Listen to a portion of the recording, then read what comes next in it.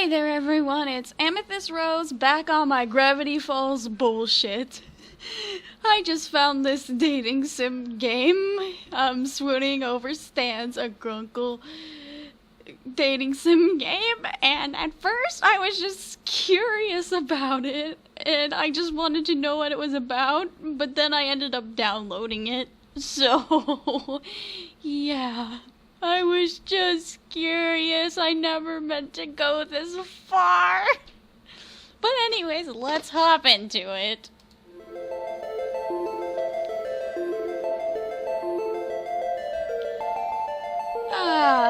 Good old road trips full of promise and ripe with potential for adventure, soul-searching and incredible scenery. Or at least, that's what you thought before the novelty wore thin. Novelty, sorry, bleh, I can't English. As of now, your legs are cramping up, you've exhausted your travel playlist 2 times over, and your stomach is begging for something to eat. On top of all that, you're pretty sure you're lost. Well, darn diddly, we're lost. Driving through Oregon paints a picture of trees, trees, and more trees. Especially on the endless winding roads that you're taking up north. All that breaks the pattern is a sign that zips past with words that you're just able to make out. Gravity Falls. The road continues on, giant redwoods looming on both sides. You find yourself anticipating something, because as you drive on, you can feel it. Something strange is bound to happen here. Something weird. And that's when it happens. Your car picks up speed. The change came out of nowhere, and you quickly put your foot down on the brakes.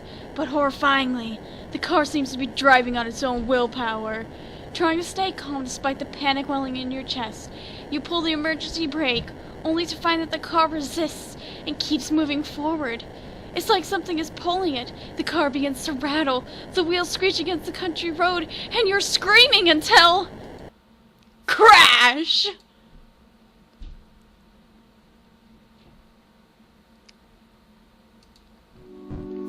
There's smoke. Why is there smoke? You cough, fumble for the door, and manage to undo the lock just before the door is wrenched outward from your grasp. Something lands on your shoulder. A hand. Oh dear. Are you alright?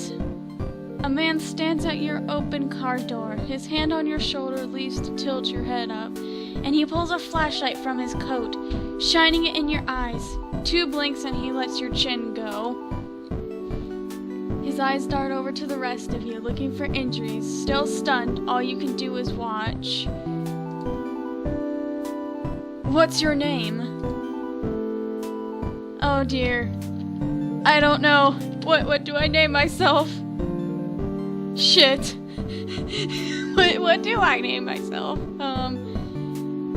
Fuck diddly. I'm just gonna name myself Rose. Just name myself Rose.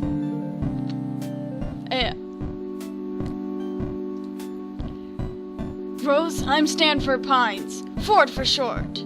I would shake your hand, but you look shaken up enough as it is. You seem fine as far as I can tell, but you shouldn't head back out there anytime soon. Where on earth were you driving in such a hurry? You open your mouth to explain when a voice calls from inside the house. Poindexter, this better not be one of your experiments again. I've had this place rebuilt too many times to... The owner of the voice walks out of the house and stops, slack-jawed at the sight of your car and the sight of, you're guessing, his house. You must have hit your head earlier, because you could swear you're seeing double. Sweet Moses, Ford! You've done it this time! What? This has nothing to do with me. I was testing my magnet gun and... It must have pulled this victim of circumstance into the house. I suppose it is entirely my fault, and I'm incredibly sorry.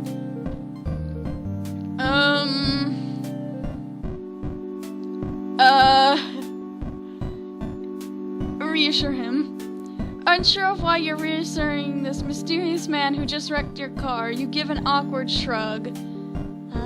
Is right? No, I must have done something wrong. A wire mix-up, perhaps? Or the pentameter. They're talking about your other mistakes, Sixer. Oh, right. Hey, look, it's fine, alright? Sure, there's a dent in the hood from the shack's signage, and a crack in the windshield that looks like an ominous triangle, but I'm sure she'll still run. You try to start up the car. It sputters, but ultimately, nothing happens. You feel like crying. Oh. Well, let's call a tow truck for this unfortunate soul here and forget. I'll take care of it. You're right, it is cheaper to tow it yourself, Sixer. Get that magnet gun out again. No, Stanley, I'm going to fix this. What? Ha? You fixed this mess? I figured out a few alien vehicles in my time. Nah, you kidding me? It'd take some sort of miracle worker to bring this baby back to life. And this miracle worker is on vacation. Stanley, a moment. Ford and Stanley turn away and you're left to your thoughts. Who could anticipate a car accident like this in the middle of a road trip?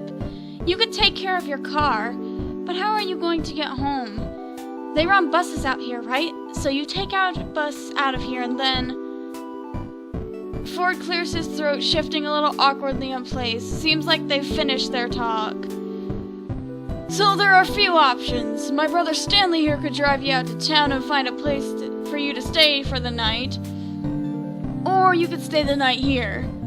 We have some maps and information you can look at in the gift shop, and in the morning we can help you with your car. What do you say? Just as you're about to answer, another high-pitched voice comes from inside the house. Grunkle Stan! Picture this, a whole week of... Oh my gosh! The girl that runs out of the house comes to a halt at the side of your car.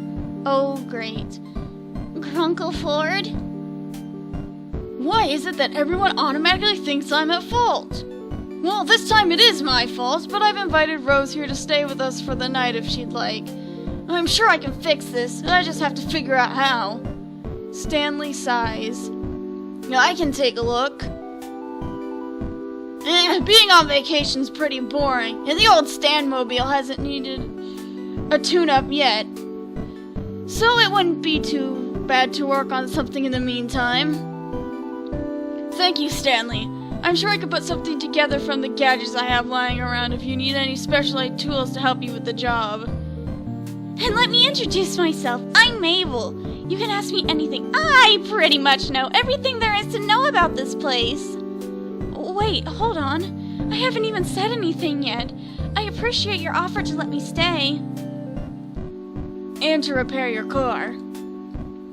Yeah, it'll be good as new in my hands. I mean, look at my Stanmobile. She's been through the ringer who knows how many times, and she's still a beaut.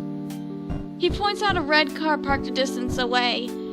But you can't really see how beautiful it is at this distance. But he sounds really confident. Well, this turn of events is fortuitous.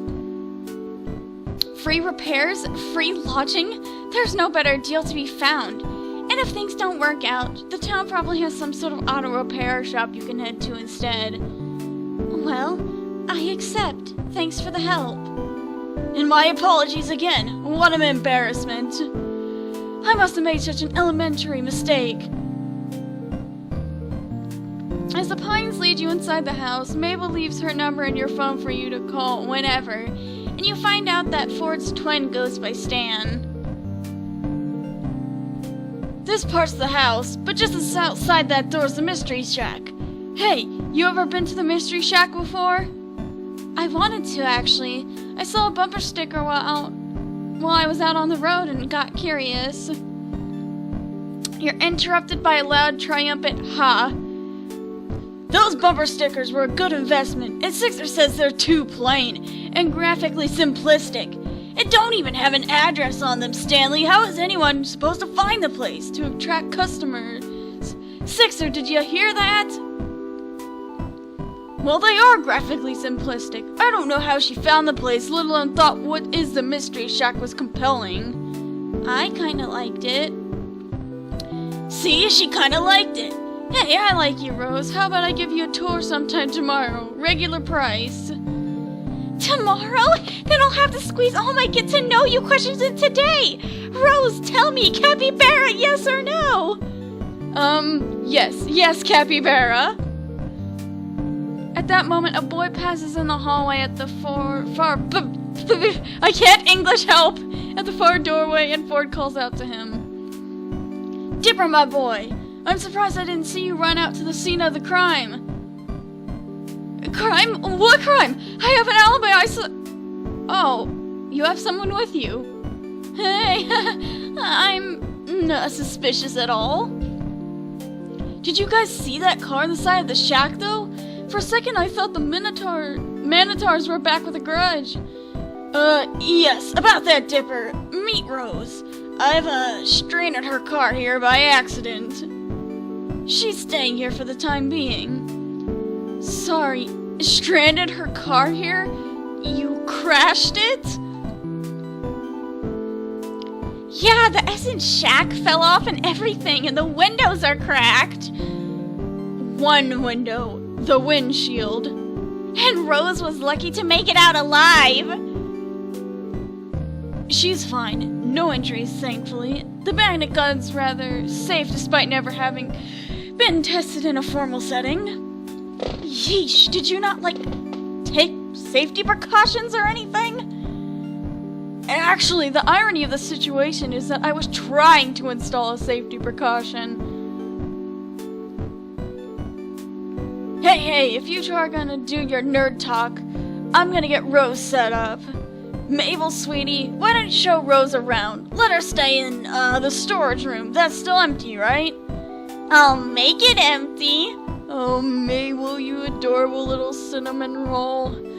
I wish I liked your character better. Please don't kill me for this, everyone, but I had issues with how Mabel acted during the show, but, well, ever since I've seen more fan art of her depicting her character as actually having grown and her being more mature has made me appreciate her a little more, so please don't kill me dead.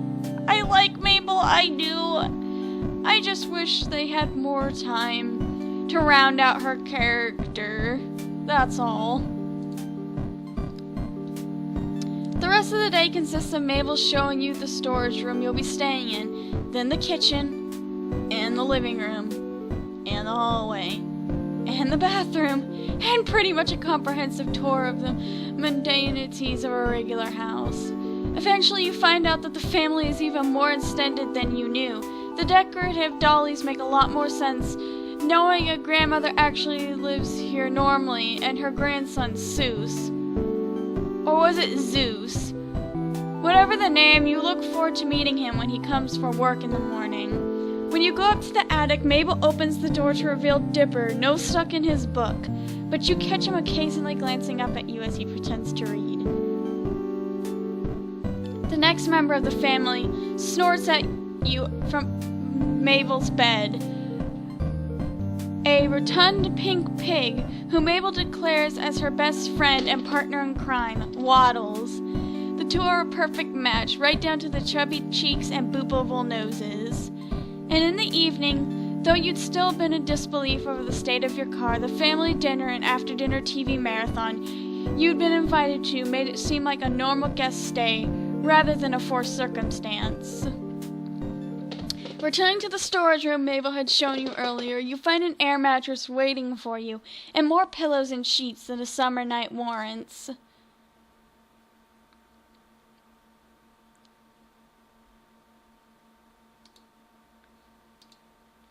Alright guys, that's it for now. I've decided that that's enough gameplay for the first start.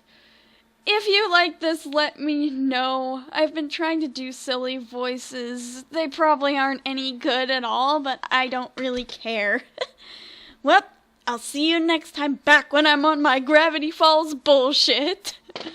And I have decided that we are going the Ford route, so yeah, peace and love and all of that in this stars above. I don't know. Bye-bye.